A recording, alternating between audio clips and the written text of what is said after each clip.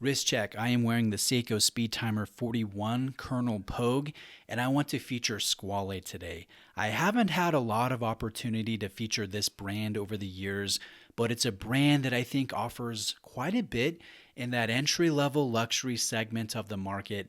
The watch retails for a little over $2,000 as shown. Most Squale sit between $1,000 and $2,600 on the high end. And I think this is a brand that's, I don't know if they quite get a fair shake. They're either talked up very much by watch collectors, or they're hated on, I think, unnecessarily. So in this video, I just want to be fair and transparent and share my honest opinions with you. Now, Squale's Swiss made. They're made in Ticino, Switzerland. That's close to the Italian border on the south part of the country. This is a brand that historically was most famous for making dive watch cases. They made cases for Doxa, they made cases for Hoyer, they made cases for Blancpain and others. In 1962, they started producing their own Squale branded watches.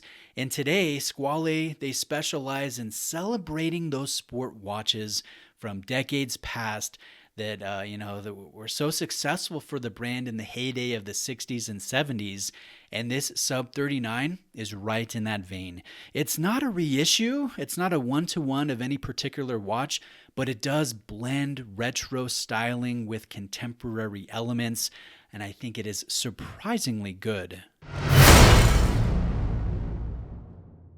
Thank you to Exquisite Timepieces for lending in this Sub 39 GMT Sharkbelly Guilloche for me to present.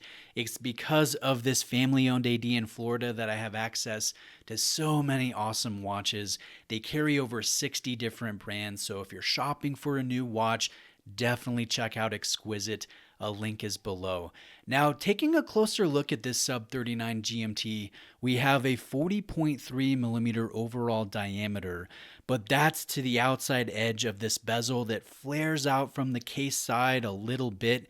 The case diameter underneath the bezel is 39 millimeters, so this wears a touch smaller than the dimension would indicate, and I think it's a very comfortable fit on the wrist. It sits flat. For reference, my wrist is 7.3 inches in circumference.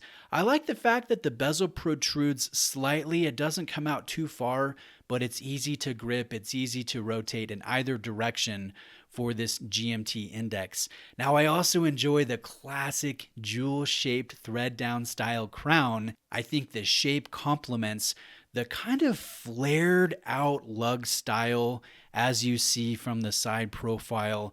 So I just like the angles, the lines on this case. I like the fact that the watch has 300 meters of water resistance, and I like the fact that the bezel is loomed. There's a sapphire cap or cover over the top, so it kind of looks like a vintage Bakelite bezel, but it's very hard to scratch. And in low light conditions, it just looks awesome. The lume is potent, it glows green, just very well done there. In natural light, it is that aged lume look, that faux Tina or that old radium type of color. Not everybody enjoys that, but I do think it complements the light gray of the dial, and that's the reason why this watch has the Sharkbelly name. It's a light gray, and it has a gorgeous, intricate guilloche pattern that emanates from the hand stack. It's nice and tight near the center of the dial, and then it flares out toward the circumference where the minute hashes are. And that's my favorite thing about this particular watch. It's this gorgeous textured pattern. I think it's a very nice detail.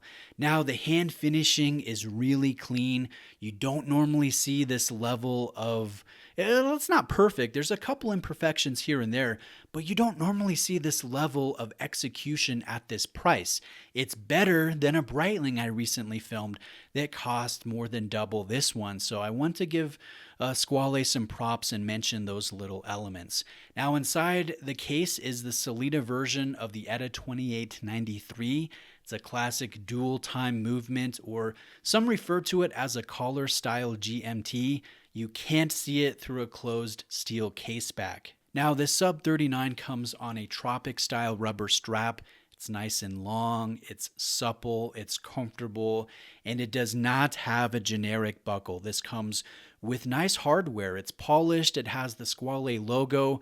I think overall, this watch it's just, I would say, satisfying from the fit, the finish, the presence in person, the details under the macro lens, the lume, the tactile action. It's all solid. The movement's not the most glamorous. It doesn't have the best specifications, but for the price, it has a good track record. It's a simple service for any watchmaker. I enjoy the blend of retro and contemporary design elements. I think this watch is balanced. I think it's well laid out. And I like the fact that Squale only made 50 of this shark belly color. It is individually numbered on the case back. So I'm just happy to report here that this is a well-made sport watch and I like the style. Now, what I would have liked to see is a bracelet option. Judging from other Squale models that I've seen pictures and videos of, it looks like they can make some very nice bracelets. I especially enjoy the ladder style of the 2001 reference. So the fact that this watch is a little over $2,000 and does not come with a bracelet option, that's a bit disappointing. I think it could be better in the value for money department when it comes to an OEM style bracelet, but that's just my opinion. I am looking forward to featuring more Squale in the future. I will be showing a brand new release later this month in March of 2026. And for those of you who enjoy this sub 39 GMT, I think you're really going to enjoy this upcoming release. So stay tuned for that. Like this video if you got something from it. Please subscribe for more content like this. And thanks for watching today.